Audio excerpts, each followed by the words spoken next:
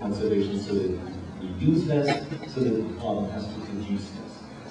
But it's also true that at some point, institutions such as the Department of Water and Power run into a difficult equation. For instance, the Metropolitan Water District has just raised its rates at a time when it's cutting back water supply. Why is that? It's because it nevertheless has an infrastructure that it has to maintain. It's got reservoirs, it's got pipes, it's got an infrastructure that it has to maintain. So even as its income is reduced, its costs remain constant, which means therefore that rates have to be adjusted upwards. That's the equation that goes in there. But you know, there's a cutoff point at which that happens, and you know, we're not in that kind of situation at all. The rate increases that we've asked for are for infrastructure investments. All right. And we make that very clear. Okay.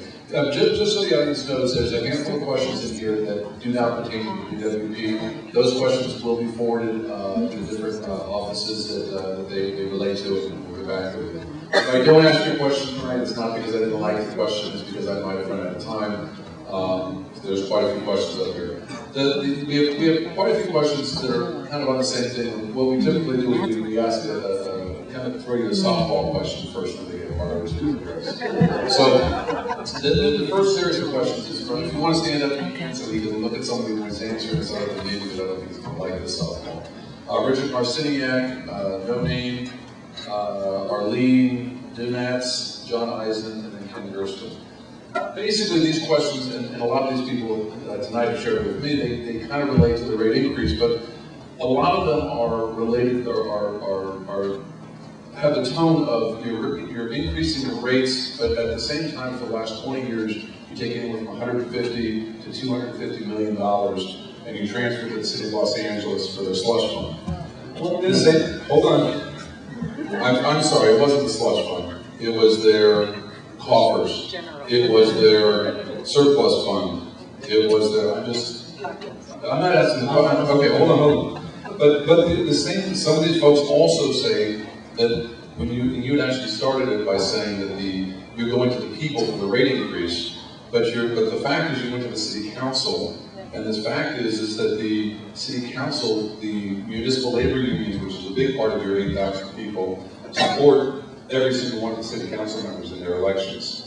So as far as going out to the people to actually put a vote out, didn't happen. And then the final question was, once this infusion of new money's in and all these fixes are done, will there be a decrease? All right, let's start with the first question first. Earlier on here, we have police officers.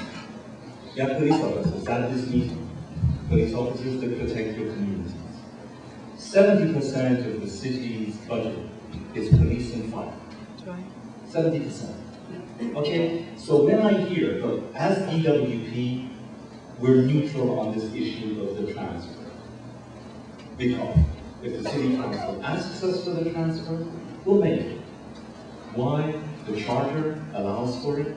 On the power side, it is explicitly exempted from the requirements of 218, which is Prop 218, which is all taxation process that we go through. The transfer is very, okay, so as DWP, we're neutral. But as a citizen, I have to tell you, and you know, I know what you're saying, and you know, call it a slush fund. I find that offensive. It's not a slush fund. The transfer that is made by the DWP doesn't go to buy city council members jewelry. It goes to provide essential services. It goes to provide police and fire. It goes to take care of the speed humps. And it goes to take care of the process that you're so adamant about to make sure that growth is controlled. It goes to provide everything that everybody got out here and talked about tonight. So when we put that kind of name on it, and we try to demean what it is that our city of Los Angeles spends its money on, I don't think that makes for a healthy debate. Now, let me tell you some things about the transfer. First of all, it's been made for decades. It's very commonplace in the country. It happens everywhere. Utilities throughout this country make payments to their host cities. Now, DWP doesn't pay real property taxes. And because we're owned by the city, we don't pay any money to our shareholders. If you live in Edison country, you'll find that Edison pays about 11–12% of its income to its shareholders. It's a for-profit entity. LADWP doesn't do that. So we make a transfer to our shareholder, and our shareholder is the city of Los Angeles. As I said, it's a very commonplace thing. It's recognized in the law, allowed by the charter. We're right at the median. It goes for essential services.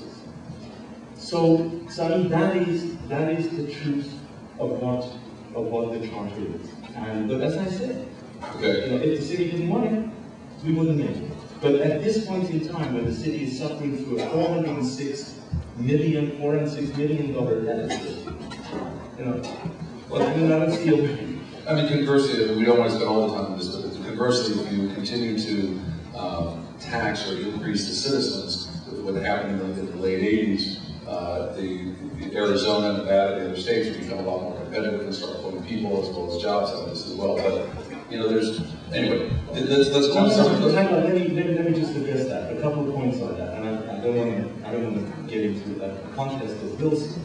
But the first thing is that actually Los Angeles is very, very good for business because of our tower rates.